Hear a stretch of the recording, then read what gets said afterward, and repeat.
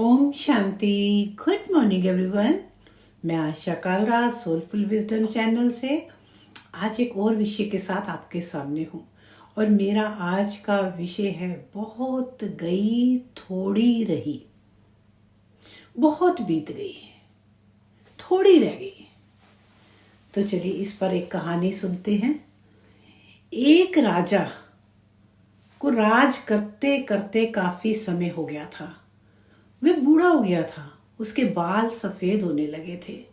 एक दिन उसने अपने दरबार में उत्सव रखा और अपने मित्र देश के राजाओं को भी सादर आमंत्रित किया। वह अपने गुरुदेव को भी बुलाया। उत्सव को रोचक बनाने के लिए राज्य के सुप्रसिद्ध नर्तकी को भी बुलाया गया। राजा ने कुछ स्वर्ण मुद्राएं अपने गुरुजी को भी दी ताकि नर्तकी के अच्छे गीत पर, बस नृत्य पर वे उसे पुरस्कार दे सके। सारी रात नृत्य चलता रहा। ब्रह्म मुहूर्त की बेला आई। नर्तकी ने देखा कि मेरा तबले वाला ऊँघ रहा है और तबले वाले को सावधान करना जरूरी था, वरना राजा का क्या भरोसा दंड दे दे। तो उसको जगाने के लिए नर्तकी ने एक दोहा पढ़ा, बहुत गई थोड़ी रही, या में पल पल जाए, एक पलक के कारणे यूं ना कलंक लगाए। अब इस दोहे का अलग अलग व्यक्तियों ने अपने अनुरूप अर्थ निकाला। तबले वाला सतर्क होकर तबला बजाने लगा। जब यह दोहा गुरुजी ने सुना तो गुरुजी ने सारी मोहरें उस नर्तकी को अर्पण कर दी। दोहा सुनते ही राजकुमारी ने भी अपना 9 लखा हार नर्तकी को भेंट कर दिया। दोहा सुनते ही राजा के युवराज भी अपना मुकुट उतारकर नर्तकी को समर्पित कर दिया। राजा बहुत ही अचंभित हो गया। सोचने लगा, रात भर से नृत्य चल रहा है, पर यह क्या? अचानक एक दोहे से सब अपने मूल्यवान वस्तु बहुत ही खुशी खुशी नर्तकी को दे रहे हैं, समर्पित कर रहे हैं। ऐसा क्या हो गया?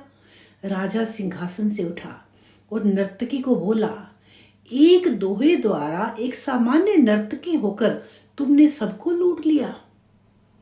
जब यह बात राजा के गुरु ने सुनी तो गुरु के नेत्रों में आंसू आ गए और गुरुजी कहने लगे, राजा, इसको नीच नर्तकी मत कहे। ये अब मेरी गुरु बन गई है। क्यों?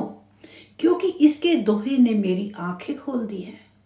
दोहे से यह कह रही है कि मैं सारी उम्र जंगलों में भक्ति करता रहा और आखिर समय में मैं नर्तकी का मुजरा देखकर अपनी साधना नष्ट करने यहां चला आया।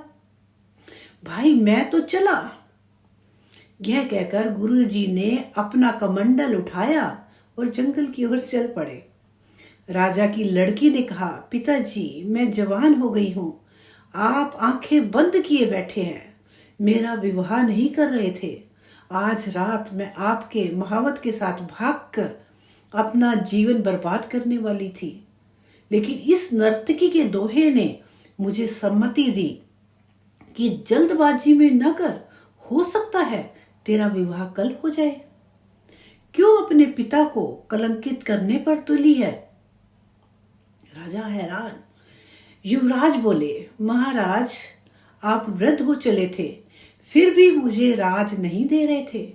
मैं आज ही रात आपके सिपाहियों से मिलकर आपको मारने वाला था, लेकिन इस दोहे ने समझाया कि पगले, आज नहीं तो कल आखिर राज तो तुम्हें ही मिलना है। क्यों अपने पिता के खून का कलंक अपने सिर पर लेते हो? थोड़ा धैर्य रख। जब ये सब बातें राजा ने सुनी तो राजा की आत्मा भी जाग उठी, आत्मज्ञान हो गया। राजा के मन में वैराग्य आ गया। राजा ने तुरंत फैसला किया, क्यों न मैं अभी युवराज का राज तिलक कर दूं। फिर क्या था, उसी समय राजा ने युवराज का राज तिलक किया और अपनी पुत्री को कहा, पुत्री, दरबार में एक से एक राजकुमार आए हुए हैं। तुम अपनी इच्छा से किसी भी राजकुमार के गले में वरमाला डालकर पति रूप में चुन सकती हो। राजकुमारी ने ऐसा ही किया और राजा सब त्याग कर जंगल में गुरु की शरण में चले गए। यह सब देखकर नर्तकी ने सोचा, मेरे एक दोहे से इतने लोग सुधर गए, लेकिन मैं क्यों नहीं सुधर पाई। उसी समय नर्तकी में भी वैराग्य आ गया। उसने उसी समय निर्णय लिया कि आज से मैं अपना नृत्य बंद करती हूँ। हे प्रभु, मेरे पापों से मुझे क्षमा करना।